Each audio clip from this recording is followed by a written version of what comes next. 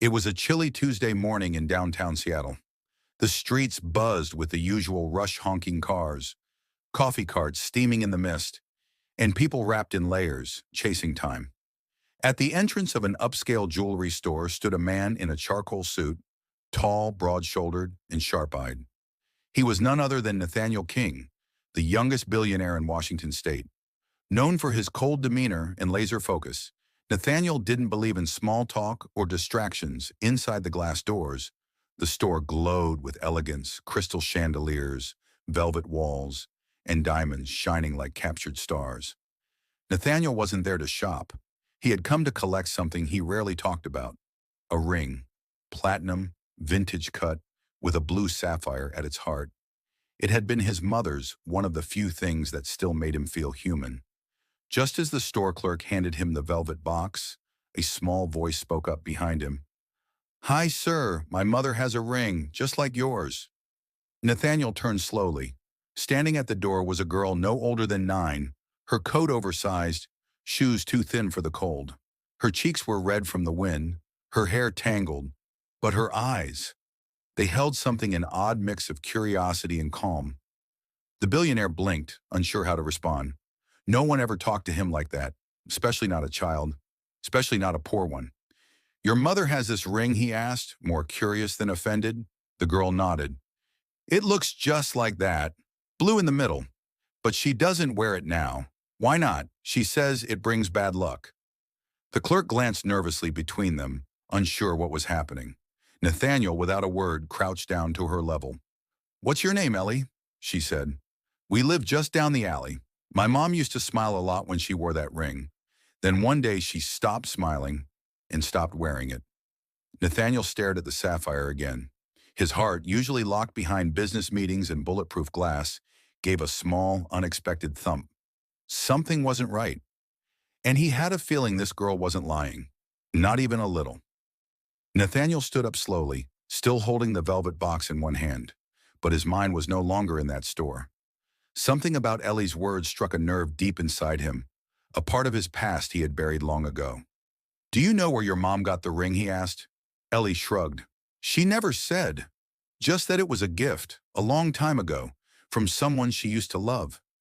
The billionaire's eyes narrowed.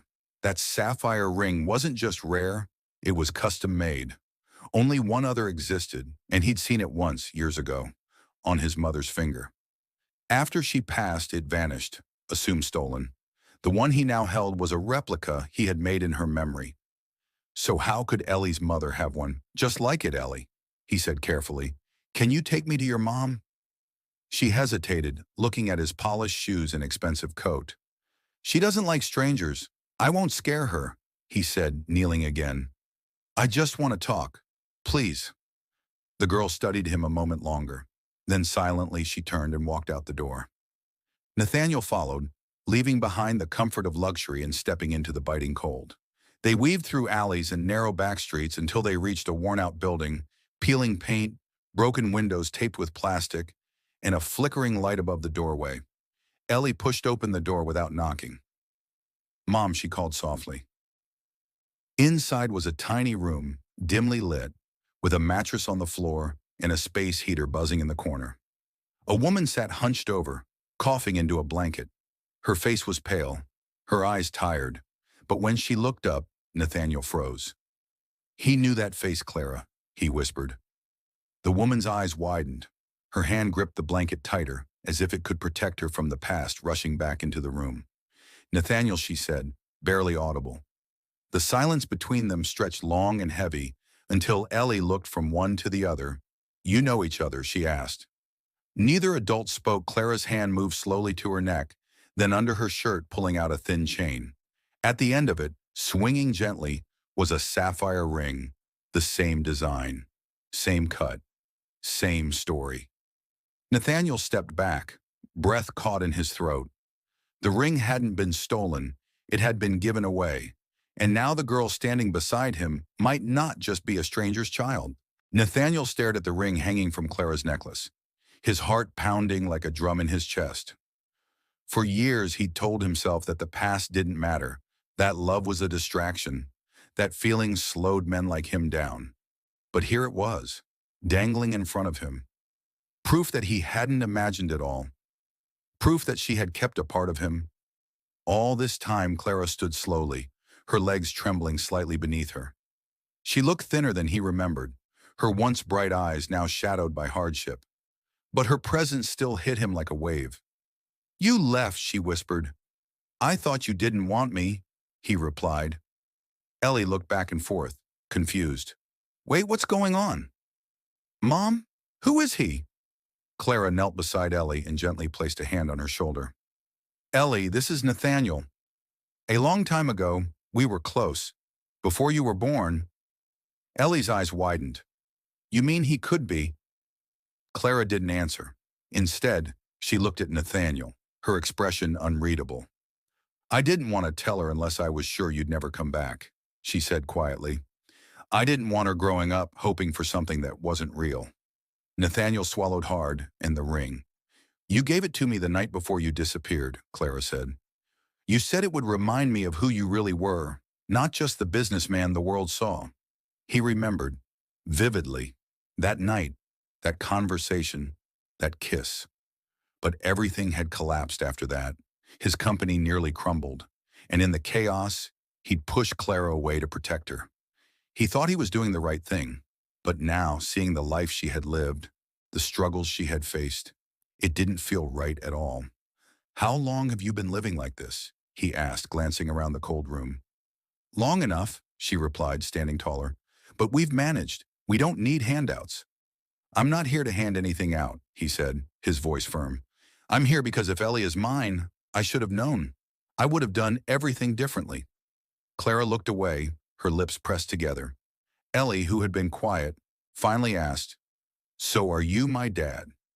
The question hit harder than any business deal Nathaniel had faced.